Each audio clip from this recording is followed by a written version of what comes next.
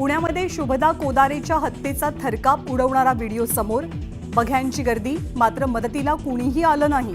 आरोपीनं आर्थिक वादातनं हत्या केल्याची माहिती। राष्ट्रवादीतली एक मुन्नी आपल्यावरती टीका करायला लावते। भाजपचे आमदार सुरेश धस यांचा आरोप, तर मुन्नी कोण हे त्यांनाच विचारा। अजितदादांचा संताप। आकानं भरपूर माल जमवला, अनेकांच्या नावांवरती जमिनी घेतल्या। पैठणमधल्या मोर्चात सुरेश धस यांचा आरोप, तर वाल्मिक कराडवरती पीएमएलए अंतर्गत कारवाई का नाही, सुप्रिया सुळेंचा सवाल। कुठल्याही आरोपांवरनं कारवाई करणं अयोग्य, सरकार कुणालाही पाठीशी घालणार नाही। धनंजय मुंडेंवरच्या आरोपांसंदर्भात अजित पवारांचं स्पष्टीकरण। सुनील तटकरेंचा शरद पवारांच्या खासदारांशी संपर्क नाही, खासदारांना फोन केल्याच्या बातम्या धादांत खोट्या। अजित पवारांनी फेटाळले आरोप।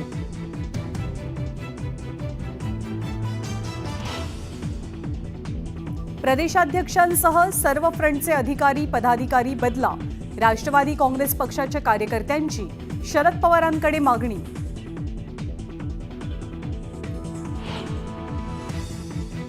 पुण्यातल्या वाढत्या गुन्हेगारीवरनं पुणे पोलीस आयुक्तांवर अजित पवार नाराज, परिस्थिती सुधारली नाही तर वेगळा विचार करावा लागेल, दादांचा थेट इशारा।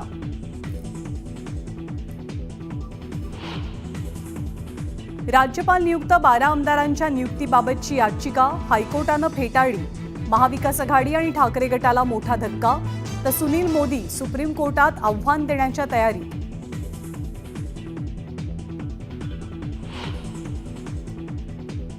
बाबा सिद्दीकी हत्या प्रकरणी झिशान सिद्दीकी पोलीस सहायुक्तांच्या भेटीला, पोलिसांच्या आरोपपत्रावर झिशान सिद्दीकी असमाधानी असल्याची माहिती।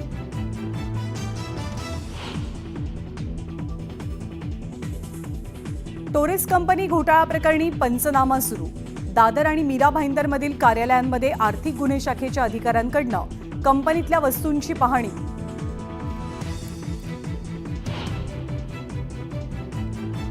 जेलमधून बाहेर पडताच रॅली काढणं अंगलट, पुण्यातील गुंड प्रफुल्ल कसबेसह 12 जणांवर गुन्ह्याची नोंद, पुणे पोलिसांकडून आरोपींचा शोध सुरू।